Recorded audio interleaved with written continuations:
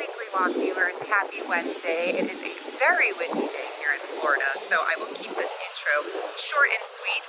This week I sit down with Christy Roach, head of self-serve product marketing at Airtable. And while they are a PLG company that we all know and love, they also have an enterprise play. So Christy and I talk about the delineation between PLG and enterprise.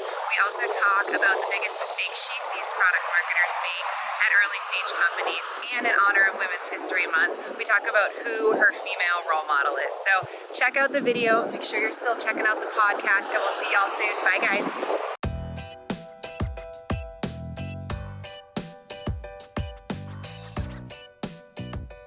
Hey, Weekly Walk viewers. I am here with Christy Roach. We were just chatting, who is self-serve product marketing lead at Airtable. And Christy, I was saying, everyone knows what that means.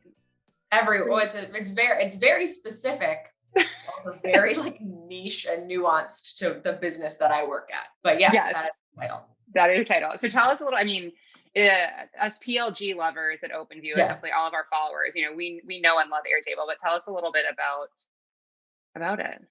Yeah. So Airtable is a low-code relational database, which is a lot of other words that unless you live in that space, you probably don't exactly know what that is. But really what Airtable does is it lets teams orchestrate their workflows and really take the power of databases and give it to teams that have not had access to that power before. People use us for a lot of different things, product roadmaps, content calendars, operations workflows, inventory management. We have a large contingency of cattle farmers that use us to cattle. Not a strategic use case necessarily, but very interesting. It is one of the beauties of a horizontal product, that this is just a tool that really helps you get your work done no matter what that work is. So I'm really focused on the self-serve side of our business. We have a ton of people who sign up, try and buy Airtable the same way you would in like an e-commerce shopping flow, where it's very low touch. And it's really just that person trying to find a solution and getting going on their own. That represents over half of our business, if not more, at Airtable. We are a very kind of bottoms up viral adoption tool. And everyone loves to talk about the flywheel. The flywheel is that self-serve turns into sales deals for us quite a bit, where a small team at a large company finds Airtable, tries it out, and it really grows within an org.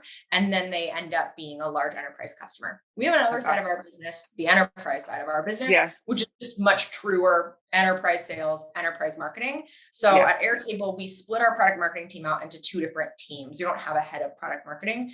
I lead the self-serve side of our business. I have a counterpart named Kevin, who leads the enterprise side of our business, and we both report up into our CMOs. Hence why my title is self-serve product marketing lead. Awesome. Well, so that leads me to my next one. We should say, without your CMO, we wouldn't be Weekly Walking in Hayes Valley right now. Yeah, exactly. or sitting in Hayes, which you literally are sitting in Hayes. Yes. So, you mentioned that you have the self-serve side and the enterprise side. What do your tactics look like compared to the enterprise side? And is there any overlap? How are you working together, especially as those self-serve leads convert to more of an enterprise customer? Yeah, absolutely. So in terms of overlap, a lot of the foundational work is overlapped. We have to be working off of the same messaging and positioning. Now we're going to really translate that to our audiences, where I'm talking to end users. The enterprise team is talking to IT and senior line of business leaders.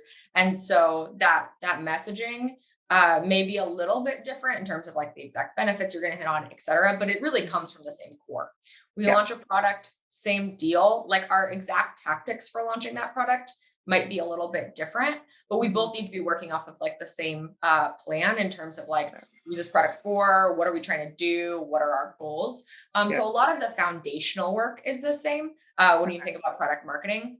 Then in terms of where my tactics and my team's tactics kind of differ, where we really focus, we're very focused on driving top of funnel signups.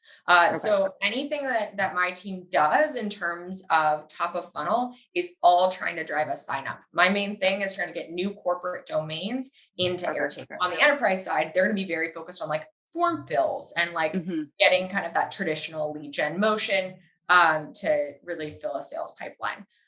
From there, so much of my team's work is actually on onboarding and activation. So the bulk of my work happens post sign up, where I think traditional marketing, and especially product marketing, and the bulk of it happens to get you to that kind of sign up point or get you to a Yeah. sales team.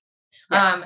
Spend a Interesting. ton of time on in product education, on email, a lot of work on like our onboarding email or onboarding guides or onboarding materials to help people get up and running. So my team's really focused on like growing usage in partnership with many other teams. It's not just me, but growing usage of that product to then say, okay, like you've hit a level of usage. For us, it's how many people in a company are using the tool. You've hit a level of usage that it warrants a conversation with our sales team. And that's where that handoff exists in terms of like, what does the outreach look like for the sales team? How do we kind of transition you from this scaled experience into like a more, one-to-one sales conversation?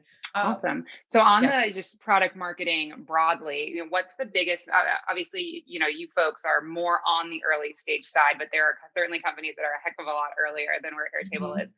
What is the biggest mistake you've seen early stage companies make as it relates to product marketing? Is it that they haven't separated enterprise from self-serve? They think it's all one? Like, what have you seen in your experience?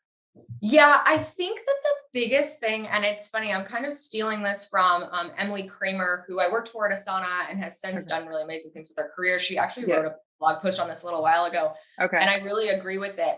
It's that they focus too much on the product and not the audience. So product marketing is not about your specific feature set or like your specific, like, this is exactly what we do. When you're new, you really need to focus on who you're targeting, get to know them, talk to them about their pain points and like figure out how you fit in their workflow. So it's funny, whenever I've gotten, outreach just to join another early stage company, or when I've considered doing it, often when I look at their website, when I look even at like their product page, like so much of it is about what the product can do rather than like what you can do with the product. And it's just a really shift of how you talk about something. Yeah. That's one. And I would say the other is like, when you're early, if you're in a really competitive space, Airtable there's so many collaboration tools. Like we have a very specific vision of why we're different and better. And if you have half an hour, I'd be happy to tell you all about it. But the thing is that like, yes, you're going to deal with competitors,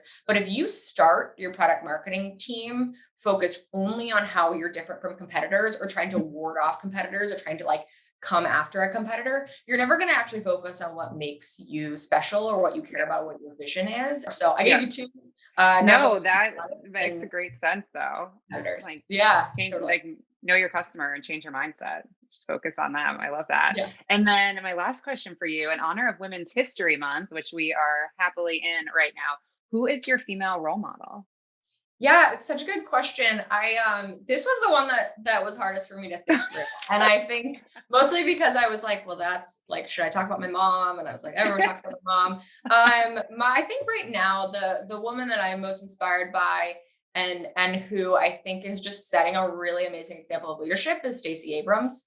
I think like she's gotten a lot of attention recently for her work with Fair Fight and her work in their last election. But I think I went kind of deep on her and her background and what she's done in her career, because I do that. And she's just had like a lot of grit and like sheer force of will to stick with a vision, even when people didn't support it or believe her or give her kind of the platform or the resources she's deserved. And I think she's been able to accomplish a ton, but it's not that like overnight success story of like, oh, I just did this and I'm so incredible. She really like put a lot of groundwork in, and it's been much more about her vision than her. So I think there's a lot to learn from that. That's awesome. You can still say your mom too, if you want. My mom's also great.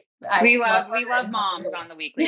So we're big mom fans here. So awesome. Well, Christy, thank you for talking all things product marketing. She just offered 30 minutes of why Airtable is great. So call Christy Hit me up on it. if you want to know. And weekly walk viewers, we'll see y'all soon. Bye guys.